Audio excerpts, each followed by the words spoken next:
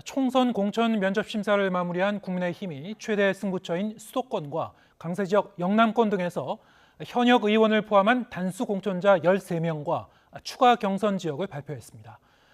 민주당 4선 김영주 국회 부의장은 당내 공천에서 불이익을 받는 현역 의원 평가 하위 20% 통보에 반발해 전격 탈당을 선언했습니다.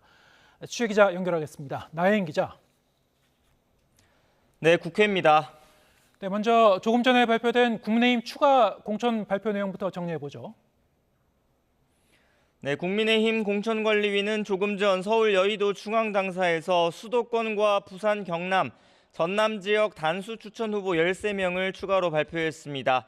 먼저 정치 1번지라 불리는 서울 종로에서 현역 최재형 의원의 공천이 확정됐고, 탈환을 노리는 중성동 갑에선 윤희숙 전 의원, 또 경기 동두천 연천은 재선 김성원 의원이 공천장을 받게 됐습니다.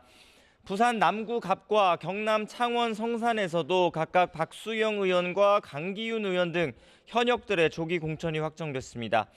당의 요청을 받고 출마 지역을 옮긴 서병수 의원 지역구 부산진 갑에는 예비후보 7명이 몰렸는데 당의 영입 인재인 정성국 전 한국교총회장이 단수 공천됐습니다.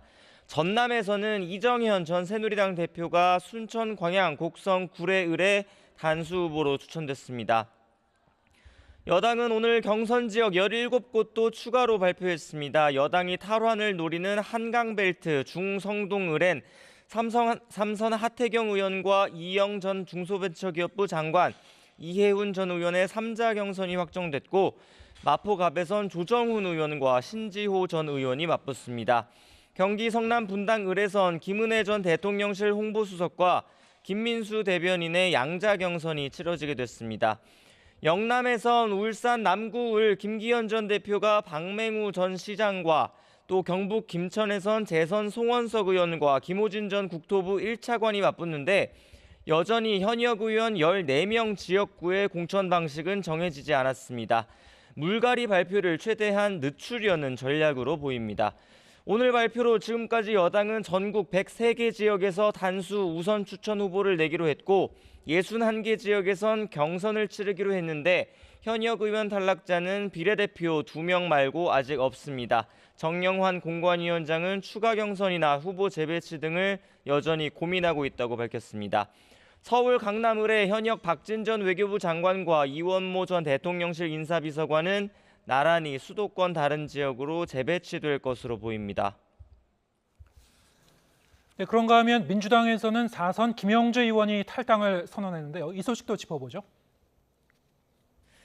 네, 김영주 의원은 오늘 오후 국회에서 기자회견을 열고 민주당을 떠나겠다고 선언했습니다. 오늘 당에서 의정활동 하위 20% 통보를 받았고 의원으로서 모멸감을 느낀다며 대체 근거가 뭔지 점수를 공개하라고 요구했습니다. 자신은 친명도 반명도 아니지만 당이 자신을 공천에서 떨어뜨리기 위한 명분으로 평가 점수를 만들었다고 판단한다며 지금의 민주당은 이재명 대표 사당으로 전락했다고 주장했습니다. 저에 대한 하위 20% 통보는 민주당이 이재명 대표의 사당으로 전락했다고 볼 수 있는 가장 적나라하고 상징적인 사례가 됐다고 생각합니다. 민주당이 잘 되기를 바라지만 이재명을 지키지는 않겠습니다. 서울 영등포 갑이 지역구인 김 의원은 당내에선 정세균계 좌장으로 분류되고 현역 국회 부의장을 맡고 있습니다. 김 의원뿐만 아니라 하위 20% 대상이 된 현역 의원들에 대한 개별 통보가 민주당에선 계속 이어질 것으로 보여서 당내에선 본격적인 물갈이가 시작됐다는 관측이 나오고 있습니다. 하위 20% 명단에 드는 의원들은 경선 과정에서 20% 점수가 깎이고 하위 10%는 최대 30%까지 불이익을 받아 사실상 공천 배제에 가까운 평가를 받게 될 전망입니다.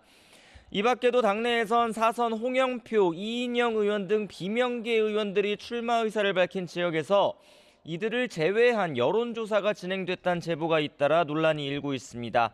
공천 과정에서 이들을 쳐내고 친명계 후보들을 밀어 넣으려는 것 아니냐는 의구심이 커지는 겁니다.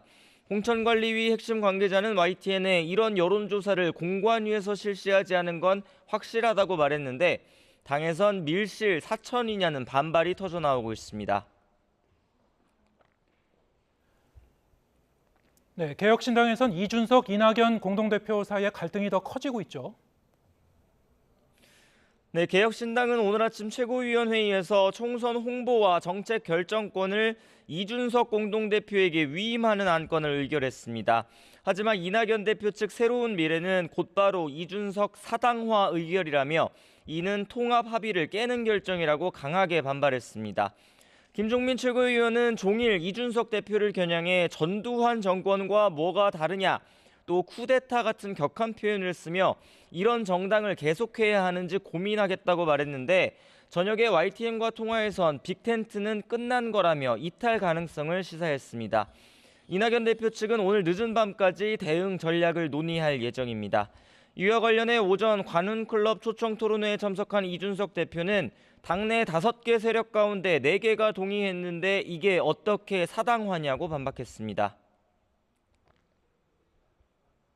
보통 사당화는 이런 때 쓰는 표현이 아닙니다. 5개 정파 중에서 4개 정파가 동의했다는 것이 거꾸로 무엇을 의미하는지는 언론인들께서 잘 아실 것이라 생각합니다.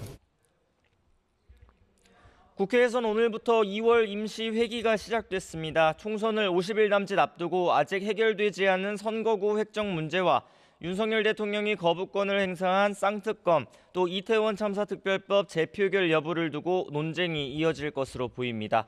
지금까지 국회에서 전해드렸습니다.